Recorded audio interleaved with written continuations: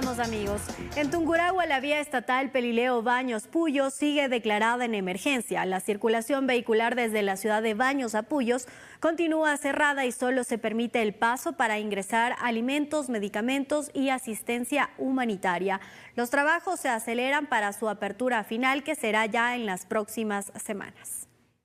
El Ministerio de Obras y Transporte Público emitió un boletín donde declaró en emergencia a la vía estatal Pelileo Baños Puyo por las graves afectaciones que provocan las lluvias en las últimas horas. El Gobierno Nacional, a través del Ministerio de Transporte y Obras Públicas, se encuentra interviniendo en la vía E30 Puyo Baños con 53 equipos de diferentes instituciones coordinadas a través de este ministerio. En la actualidad la vía se encuentra cerrada. Hemos realizado una variante para abastecimientos de productos y ayuda humanitaria. El alcalde de Baños, Marlon Guevara, aclaró que solo se permite el tránsito para ingresar ayuda humanitaria y que los trabajos se intensifican para su apertura total. Lo único que se ha hecho es abrir un canal con el esfuerzo y en la ayuda de más de 30 máquinas solamente en el sector del placer. Pero esto no quiere decir de que podemos poner en vulnerabilidad algunas estructuras como el puente de la Merced, que lamentablemente tiene graves daños. De igual manera, se anunció la instalación de un puente provisional de 45 metros de longitud en el sector El Placer, el tramo más afectado, que cobró más de 10 víctimas por los deslaves. El día de mañana vamos a trasladar el puente de la Delicia. La vía Baños Puyo, el eje E35, no está habilitada. Los habitantes también esperan su apertura para sacar los productos. Y ya hemos tenido que enfrentar esta tragedia, a pérdidas humanas, pérdidas de todo, casas, viviendas, carritos y todo. Pero las lluvias también provocaron daños en los conductos de agua potable y alcantarillado de varios puntos de Tungurahua. Pero también afectaciones de fuentes de agua potable, de alcantarillado, también afectación de los canales de riego. La apertura final de la vía Baños Puyo tomará varias semanas y dependerá del clima, y será el Ministerio de Obras Públicas quien haga el pronunciamiento oficial. En tanto, el Cantón Penipe, perteneciente a la provincia de Chimborazo, continúa trabajando para poder rehabilitar las vías de acceso y los puentes que colapsaron por la creciente de los ríos. Para el arreglo de las vías incluso han tenido que alquilar maquinaria. A momento las maquinarias se paralizan porque existe la repentina creciente de los ríos o deslaves en quebradas. Han pasado 7 días de los primeros daños y se trabaja para mitigar los efectos. Con más de 7 excavadoras, más maquinaria privada, que estamos en la reconstrucción de acá del Cantón Penipe, rodillos, volquetas, más de 10 volquetas que están trabajando. De la misma manera, tractores, tanqueros con la dotación de agua potable a nuestro cantón. De a poco se devuelve el suministro eléctrico en varias parroquias, donde antes había postes, pero que la palizada o la correntada se llevó. Estamos nosotros verificando y garantizando el servicio de energía para el sector y retirando los medidores de las casas que ya están abandonadas, por lo que ya están en riesgo, y lo que es medidores de las casas que se han ido llevando. Pudimos ingresar a lugares donde antes era prácticamente imposible, y de esta óptica la realidad no está lejana a lo que se mira de lejos. Es así como quedó la estructura del puente de Palitagua, que cayó el pasado domingo. Aquí tan solo queda la fuerza del agua y el recuerdo de sus habitantes. Ojalá mandemos el agua por dentro del puente.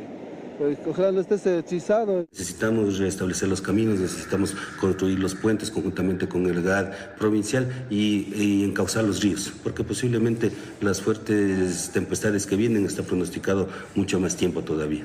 La naturaleza los golpeó. Su furia no les permitió proteger lo que por años alcanzaron, pero no están vencidos. Hay algo que se llama unidad. En conjunto con el trabajo en equipo, con la fuerza de la ciudadanía penipeña, vamos a salir adelante. Y de seguro, eso es lo que motiva a las más de 200 personas que en cuadrillas no descansan para rehabilitar al cantón.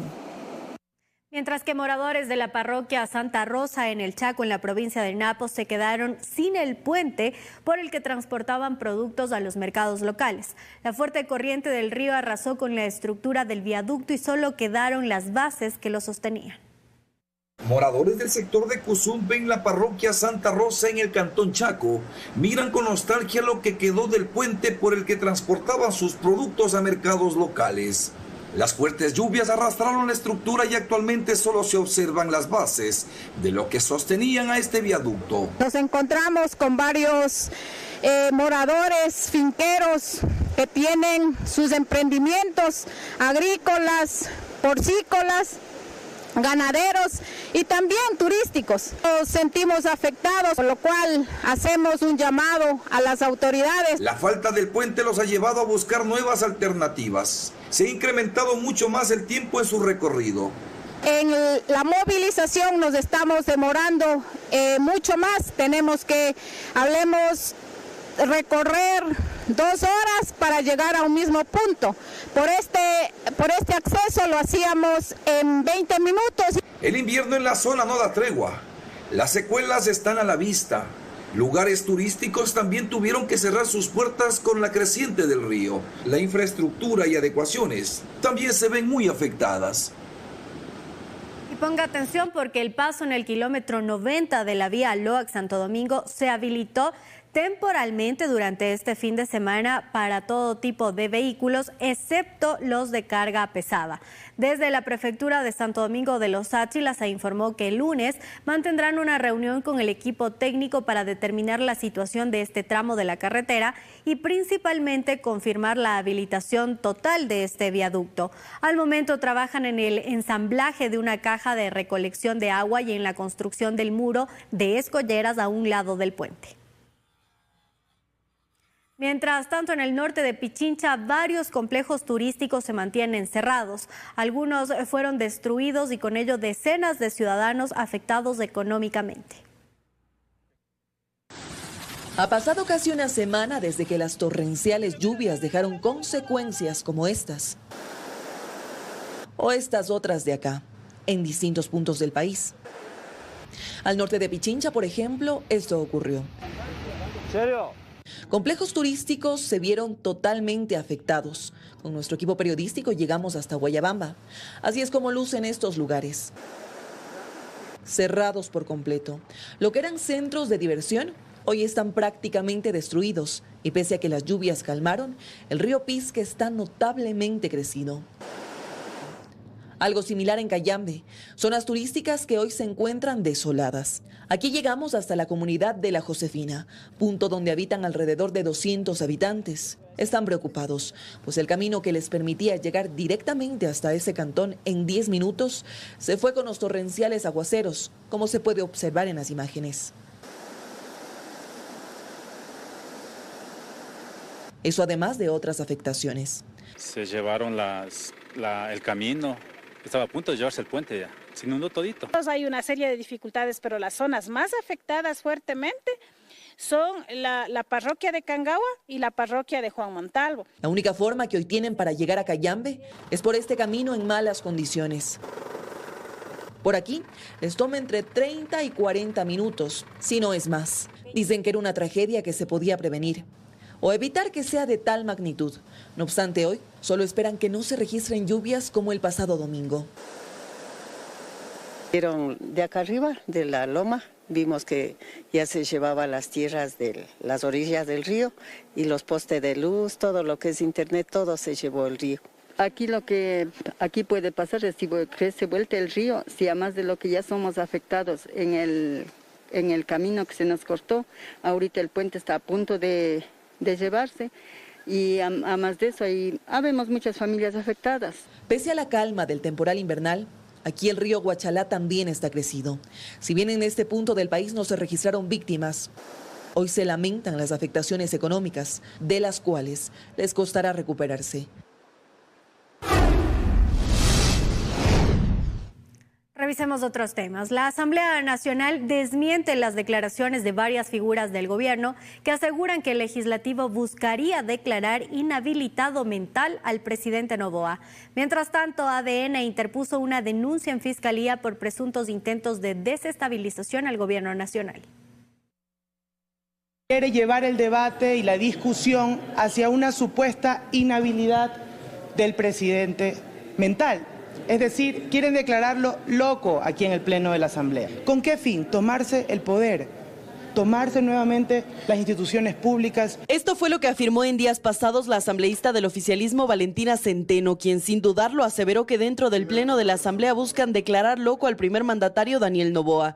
Declaraciones que fueron desmentidas por la propia Asamblea Nacional mediante este comunicado, donde dicen que no existe ninguna intención de declarar incapacidad mental del presidente y aseveran que tanto los legisladores Centeno y Fernando Jaramillo, así como el viceministro de Gobierno Esteban Torres, estarían buscando generar inestabilidad en el país y dañar la buena imagen de la Asamblea Nacional. Pero ¿por qué buscaría supuestamente la Asamblea declarar inhabilitado mental a Noboa? Según Torres, se estarían ventilando informes médicos para golpear a Noboa, dice. Y es que en redes se aseveró la posible condición de autismo del presidente, por lo que organizaciones rechazaron el uso del autismo en fines políticos y condenaron que el mismo se use como inhabilidad para ejercer un cargo. Al respecto, también la Asamblea Nacional se pronunció este sábado y dijo que de ninguna manera dicho organismo legislativo considera el autismo como sinónimo de incapacidad. Ahora, lo cierto es que la asambleísta de la Revolución Ciudadana, Viviana Veloz, no descartó que el CAL evalúe las declaraciones emitidas por Valentina Centeno, lo que podría llevarla incluso, dice, a una sanción disciplinaria. Por su parte, desde la bancada oficialista, el asambleísta Fernando Jaramillo, este viernes presentó una denuncia en Fiscalía para que se indague presuntos intentos de desestabilización al gobierno de Noboa. El proyecto de ley de lavado de activos fue aprobado con 121 votos a favor en el Pleno de la Asamblea. La normativa modifica el mecanismo para nombrar al director de la UAFE y establece que el legislativo lo deberá elegir de una terna que enviará el Ejecutivo. Se trata de una nueva ley de lavado de activos que deroga la que estaba vigente desde 2016. Esta ley hace un cambio fundamental. Le quita al presidente la potestad de nombrar al director de la UAFE, pues establece que quien esté a la cabeza de la unidad de análisis financiero lo nombre la asamblea de una terna que deberá enviar el Ejecutivo. Se fortalece la UAFE con la posibilidad de crear oficinas técnicas en otras provincias, según las necesidades institucionales. La propuesta encontró los votos en todas las bancadas, pues se aprobó por unanimidad. Los reportes de operaciones sospechosas que se envían a través de la UAFE terminen en lo que nos interesa, una sentencia para poder, ahora sí, el país, quitarle esos recursos a quienes tienen dineros mal habidos. Esta nueva ley crea una coordinación interinstitucional que se encargará de dar seguimiento a los movimientos financieros de funcionarios en altos cargos, la cúpula militar y policial, jueces y autoridades e incluso notarios. Se ha considerado a sectores como el inmobiliario, los registradores de la propiedad y mercantiles, las comercializadoras de vehículos, naves y aeronaves, las fundaciones, organizaciones no gubernamentales sin fines de lucro. La ley de lavado de activos crea también la figura llamada debida diligencia intensificada, con lo que dichos organismos de vigilancia financiera para funcionarios públicos permitirá dar un seguimiento a transacciones, estas sean físicas o electrónicas, en el sistema económico nacional e internacional. Esta posibilidad de incorporar dentro de esta normativa la transparencia en la designación de autoridades y en las operaciones financieras, por supuesto, que aumentará la confianza en de la ciudadanía en las instituciones del Estado, lo cual tanto hace falta. Otro cambio es que toda institución pública está obligada a tener una unidad en contra del lavado de activos. 13:17, continuamos con más noticias. Audiencias de casos judiciales emblemáticos que se han diferido en varias ocasiones forman parte de las diligencias que se desarrollarán a partir de esta semana. Justamente una de ellas es la audiencia de juicio en contra de 5 personas por el asesinato del ex candidato a la presidencia Fernando Villavicencio. Casi 4 meses después del llamado a juicio que dictó la jueza Irene Pérez en contra de 5 de los 13 procesados iniciales en la causa que investiga el asesinato del candidato a la presidencia Fernando Villavicencio, este martes finalmente arrancará la etapa de juzgamiento, una audiencia que ya se ha dilatado por 3 ocasiones, pero que para su familia no se podrá aplazar más. Al fin ya se instale la audiencia para poder llevar a sentencia a estas personas que que quedaron, ¿no? Porque recordemos que los 7 sicarios que fueron los que participaron en el asesinato de Fernando ya fueron asesinados dentro de la misma cárcel y bajo la custodia del Estado. La diligencia se desarrollará días después de que familiares y amigos de Villavicencio realizaron un plantón para exigir celeridad en el proceso, pues han transcurrido más de 10 meses del delito y aún no se ha logrado justicia. A más de esta audiencia, esta semana arrancará con la formulación de cargos en contra del excontralor Pablo Celi, en un caso al que Fiscalía ha denominado como Celu. Este será el tercer proceso penal en su contra, pero esta vez por el delito de tráfico de influencias, una causa que estaría relacionada con una investigación que se derivó de una comparecencia del también excontralor Carlos Polit en la Comisión de Fiscalización durante el juicio político en su contra. Mientras que el miércoles 26 de junio a las 9 horas se desarrollará la audiencia evaluatoria y preparatoria de juicio en el conocido caso Independencia Judicial contra el expresidente del Consejo de la Judicatura Wilman Terán, la exvocal Maribel Barreno y 6 personas más por el delito de obstrucción a la justicia, un proceso que tan solo días atrás tuvo a su primer condenado por procedimiento abreviado, el exvocal Javier Muñoz. Y debe aplicarse con todo rigor la ley en contra de las demás personas que ni siquiera han colaborado con la Fiscalía, inclusive conociendo cómo han actuado funcionarios que han cooperado con esta estructura criminal. Y 5 meses después de que el ex vicepresidente Jorge Glass fue vinculado al conocido caso Reconstrucción de Manabí, tanto él como 8 personas más, entre los que se incluyen exministros y exfuncionarios que formaron parte del Comité de Reconstrucción y Reactivación Productiva, enfrentarán a la justicia en su audiencia preparatoria de juicio. Según Fiscalía, este grupo habría desviado los fondos recaudados para la rehabilitación tanto de Manabí como Esmeraldas, luego del terremoto de abril de 2016, con la priorización de más de 500 proyectos. Desde 2016, la Fiscalía ha registrado 34 casos emblemáticos de corrupción contra la administración pública. María Fernanda Utreras nos detalla los más impactantes que han dejado millonarios perjuicios para el Estado. Gracias, así es. De 34 escándalos de corrupción considerados emblemáticos por parte de Fiscalía desde 2016, hoy les contamos los más recientes que involucran a las más altas esferas del poder público y de las organizaciones criminales. Se trata de Metástasis, Purga y Plaga, en los cuales hay más de 90 procesados entre jueces, fiscales, policías, militares, asambleístas y políticos. El delito, delincuencia organizada. Esta estructura estaba liderada por el narcotraficante Leandro Norero, quien tenía bajo su control a las más altas esferas del poder público como Wilman Terán, expresidente del Consejo de la Judicatura, Ronnie Aliaga, ex asambleísta de la Revolución Ciudadana, y Pablo Ramírez, exdirector del SNAI. Solo en este caso, la fiscal Diana Salazar estima que el monto de reparación al Estado es de aproximadamente $5,2 millones. Pero esto no es todo.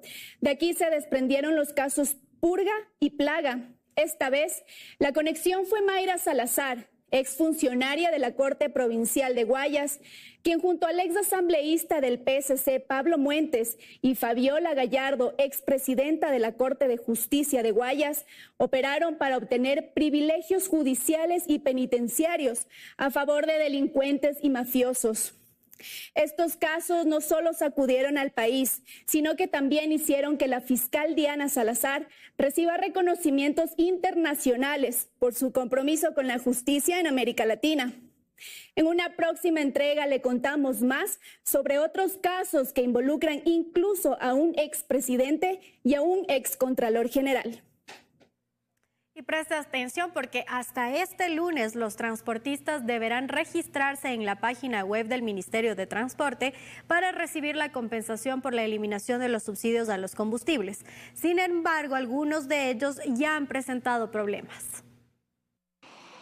El plazo para que taxis, tricimotos y camionetas inscriban sus cuentas bancarias en el Ministerio de Transporte para recibir la compensación está por terminar. Hasta el 24 de julio se hará un primer corte para entregar el valor correspondiente a julio, mes en el que las gasolinas Extra y Ecopaís incrementarán su valor en 26 centavos. Y de los 84,000 beneficiarios que calcula el gobierno, con corte al viernes a las 17 horas, solo 15,841 estaban registrados. Están avanzando bastante bien bien, creo yo. El decreto ejecutivo seguramente va a salir los últimos días de junio y una vez que se firme el decreto ejecutivo, nuestro objetivo es que ya estén en las cuentas bancarias los valores. Quienes no puedan registrarse hasta esa fecha tendrán 4 meses más para hacerlo y acceder a la compensación de forma retroactiva.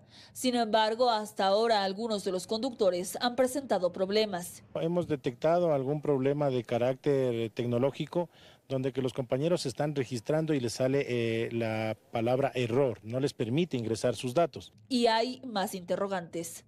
Hay compañeros que tienen un taxi aquí en Quito y de pronto tienen una camioneta en algún otro cantón. Ellos tienen una sola cuenta, es el mismo número de cédula, el mismo nombre. ¿Cómo se va a proceder en esa situación? Por ello, para este lunes está programada una jornada de capacitación en conjunto con las autoridades, pero desde las dirigencias advierten también que las bases de datos de quienes tienen permisos de funcionamiento estarían desactualizadas. En realidad, aquí en el Distrito Metropolitano de Quito, la mayoría de permisos de operación han caducado. Entonces no sabemos con qué base de datos están alimentando ese registro. Desde el Ministerio de Transporte esperan que una vez completado este registro, el número de beneficiarios también se modifique. 84.000 viene de un análisis estadístico que nosotros realizamos en función de todas nuestras bases de datos. La realidad va a ser la que encontremos con el registro. Con los recursos obtenidos tras la eliminación de los subsidios, 40.000 nuevas familias accederán a los bonos de desarrollo humano de forma gradual. Actualmente, 1,4 millones de ecuatorianos son sujetos de protección social. Cae en picada la producción petrolera del país y este sector entra en crisis. El cierre de pozos por los efectos de la erosión regresiva del río Coca obliga a Petroecuador a adoptar planes de contingencia y evitar el colapso del sistema. El sorpresivo apagón del pasado miércoles, la erosión regresiva del río Coca que afecta al OCP y SOTE y la falta de inversión para potenciar la producción petrolera se han juntado para poner en aprietos a Petroecuador. Por esta y otras razones, los números de la estatal caen día a día. Uno de los más recientes informes reporta una producción de 316.994 barriles por día. Si comparamos con el promedio de producción del 2023, que estuvo en el orden de los 395.000 barriles, son números que nos llevan a la preocupación y a buscar una respuesta. Para el exgerente de Petroecuador, Reinaldo Armijos, los motivos son varios. No ingresaron las 17 y 18 torres de perforación, no se hizo y no se ejecutó el proceso que debía hacer para la variante. La variante del SOTE debía haberse iniciado hace rato y se debía haber hecho o intervenido en zonas donde ya se sabía que iba a pasar nuevamente esta erosión regresiva. La producción va a continuar decayendo por el efecto de la reducción de producción y la declinación natural del ITT. La producción ha caído en el bloque 31, cayó en el ITT y se reportó la paralización de otros campos como Chuchufindi, Palo Azul, Lago Agrio. La situación es crítica y la proyección es igual. Esta es la línea que evidencia el desempeño de Petroecuador en la producción petrolera y el 2024 preocupa. El ITT se va a cerrar el 24 de agosto, no han ingresado nuevas torres. ¿Con cuánto va a terminar de producción el Ecuador? Estimo que alrededor de 346.000 barriles como máximo. De esta manera, una de las principales fuentes de ingreso para el país ha sido declarada de fuerza mayor y eso obliga a las autoridades a tomar decisiones. Los problemas avanzan y las decisiones no pueden esperar más. El movimiento de carga de los puertos públicos del sur de Guayaquil ha disminuido en los últimos años. Especialistas lo atribuyen a las bajas tarifas que tienen las terminales privadas. El Ministerio de Transporte anuncia un análisis técnico de estos costos. Desde el 2016, año en el que se autorizó que los puertos privados den servicio a terceros, Contecon, ubicado al sur de Guayaquil, ha perdido alrededor de 7 navieras, entre las que constan Mediterranean Shipping Company y Maersk, que se mudaron a Banana Puerto y a DP World en Pozorja, respectivamente. Para el economista Santiago Caviedes, la migración de navieras se debe a los bajos costos regulatorios que tienen los puertos privados, a comparación de los públicos. Contecon, por ejemplo, por utilizar una infraestructura del Estado debe pagar un canon fijo anual. En 2023 fue de $12.5 millones. A esto se le añade el canon variable, que en el caso de Contecon es del 9.5% de sus ingresos operacionales. Los puertos públicos también tienen que pagar una tasa correspondiente al 2% sobre sus ingresos. La situación es diferente para los puertos privados. Estas terminales portuarias solo pagan al Estado la tarifa del 5% sobre sus ingresos. DP DP World, ubicado en Pozorja, es un caso aislado, ya que no paga un canon fijo anual, mientras que su canon variable durante estos primeros 15 años de funcionamiento corresponde al 1% de su ingreso bruto. Este puerto también paga al Estado una tasa del 2% sobre sus ingresos, al igual que los demás embarcaderos públicos. El problema no es que existan más competidores, el problema es que las reglas de juego son diferentes para cada uno de los competidores. Mientras tanto, desde el Ministerio de Transporte y Obras Públicas se aseguró que se hará un análisis de las tarifas que pagan los puertos privados al Estado. Que en un mes y medio podemos tener ciertos resultados de tipo técnico, pero ahí viene un tema de socialización, conversaciones con ellos para que entiendan nuestra postura. Lo que nosotros no podemos permitir es que una relación privada entre una naviera que es privada y un puerto que es privado, nosotros le tengamos que destinar recursos del Estado. El economista Caviedes asegura que la ubicación de las terminales portuarias en Guayaquil también deberían ser analizadas. Él sugiere un reordenamiento geográfico de los puertos para que no estén cerca de la ciudad, mientras que el especialista en puertos Pablo Rizo optaría por la realización de más zonas portuarias en la urbe. Mientras existan múltiples zonas portuarias tendremos múltiples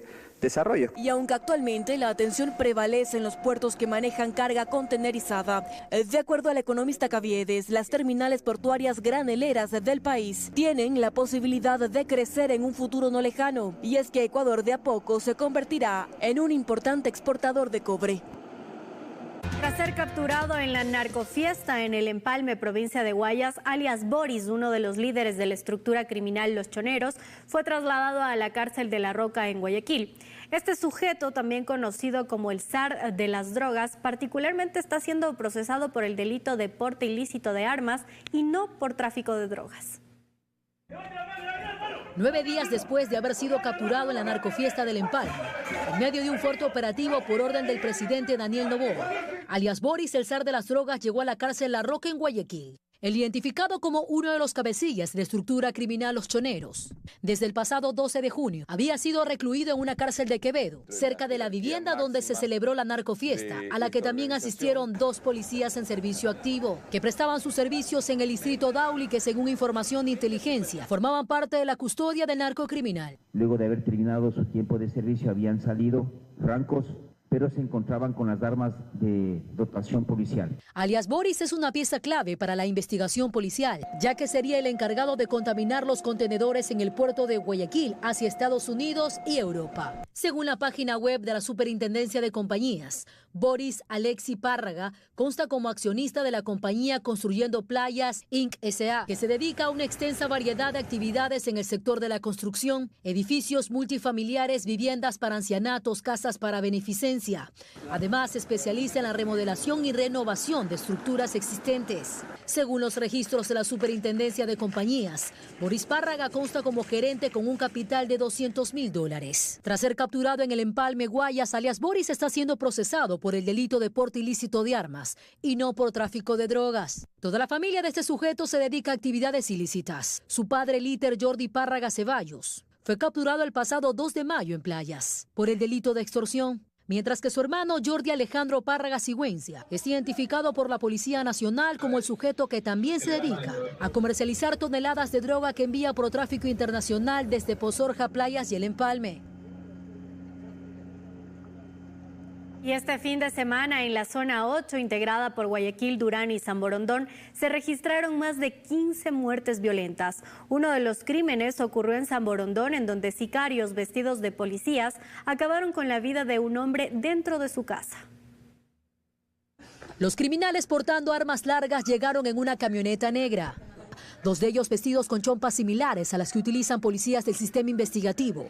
Fingiendo un allanamiento, versiones de habitantes de la casa indican que preguntaban dónde estaba la droga. En cámaras de seguridad que grabaron el violento hecho, registrado cerca de las 4 de la mañana del sábado en la cooperativa Antonio Jana, se observa a los sicarios tumbar por varias veces la puerta. Finalmente ingresaron y acabaron con la vida de Leonardo Alejandro Díaz Mejía, de 40 años. Con esta muerte violenta, San Borondón suma 22 crímenes en lo que va del año. En 2023, para esta fecha, fueron 10. El alcalde de San Borondón, Juan José Yunes, viene exigiendo una urgente intervención militar en ese cantón de la provincia del Guayas. Y vemos sí cómo gente de otros lados está llegando a San Borondón, Vemos cómo la delincuencia que ha migrado de otras ciudades está llegando a la cabecera cantonal de San Borondón. Mientras que en el puerto principal este fin de semana se registraron otras muertes violentas más, 2 en el centro de Guayaquil. En uno de los casos, tras una persecución, la Policía Nacional atrapó a uno de los implicados del asesinato del conductor de este carro rojo. Los antisociales proceden a disparar en contra de la humanidad de los compañeros policías, pero gracias a Dios no tuvimos desgracias que lamentar con los compañeros. Otro hecho criminal también se reportó en el cantón Durán, donde la mañana del domingo salieron habitantes a una marcha pacífica exigiendo seguridad. Solo este fin de semana en la zona 8 integrada por Guayaquil, Durán y San Borondón se registraron 15 muertes violentas. En lo que va del mes de junio ya suman 153 crímenes. En tanto, de enero a la fecha, más de 1000. Una persona falleció tras un accidente de tránsito en la Panamericana de 35 en el límite entre el cantón Mejía y el cantón Latacunga. El choque se produjo entre un bus de la cooperativa Baños y un camión cargado con hojas de papel. Según las autoridades, uno de los conductores ya fue detenido. Además, se informó que en el lugar se encuentra personal de Panavial, bomberos y Policía Nacional para atender la emergencia. ¿Sabía que con tan solo contestar sí a una llamada desconocida podría ser víctima de una estafa? Especialistas en ciberseguridad recomiendan usar identificadores de llamadas. A continuación les explicamos de qué se trata esta modalidad que va tomando fuerza en el país. Correos, contraseñas, contactos, números de cuenta y más es lo que se puede encontrar en un celular. De ahí que este dispositivo es atractivo para los ciberdelincuentes. En ese contexto, las llamadas telefónicas también son una herramienta que usan para estafar, persuadiendo a sus víctimas. Entre algunas modalidades de estafa está una que va tomando fuerza. Los delincuentes se hacen pasar por alguna empresa, con frecuencia un banco. La llamada es grabada y se realizan preguntas inofensivas que hacen que la víctima responda sí. Corre el riesgo de que su llamada esté siendo grabada, porque existen procesos de validación en biometría a través de la voz en entidades bancarias que usted tiene que responder de manera afirmativa con su voz. Pero en primer lugar, ¿cómo obtienen esta amplia base de datos de las personas a quienes llaman? Pues lo hacen a través del hackeo de bases de datos o la propia venta de bases de datos telefónicos. Aunque parezca increíble, existen centros de datos o centros de cómputos que se dedican a la extracción de números de teléfonos a nivel mundial. Ciudadanos afirman haber sido víctimas de esta modalidad de estafa, mientras que otros conocen a alguien cercano que le sucedió. Uno con decir sí, ya lo molestan y está fregado definitivamente. Conozco mucha gente que ha sido estafada, se roban todo, pues no es que esta parte sí, esta parte no, todo se lleva. De ahí que muchos han optado por no contestar llamadas de desconocidos. Murgueitio afirma que hay formas de prevenir, ya sea no contestando a números no registrados o usando aplicaciones de identificación de llamadas. La más conocida es el famoso Truecaller. Truecaller lo que hace es que cuando detecta una llamada que ha sido reportada como spam o una llamada de extorsionadores o de servicios molestos como los call centers automatizados, la pantalla del teléfono se pone en color rojo. Además, expertos en seguridad digital recomiendan evitar compartir números de teléfono en redes sociales y cualquier tipo de información personal o de familiares.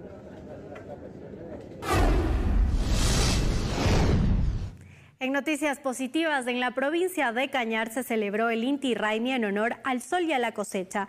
Esta fiesta se desarrolló en la parroquia Ingapirca y en el cantón Cañar. La cultura viva de los pueblos se expuso mediante sus costumbres y sus tradiciones. Así celebró el pueblo cañari el Inti Raymi, la fiesta en honor al sol y la cosecha. Esto se realizó en 2 escenarios. En Ingapirca, donde hubo rituales, exposiciones fotográficas, danza, música y artesanía. También se eligió a la ñusta.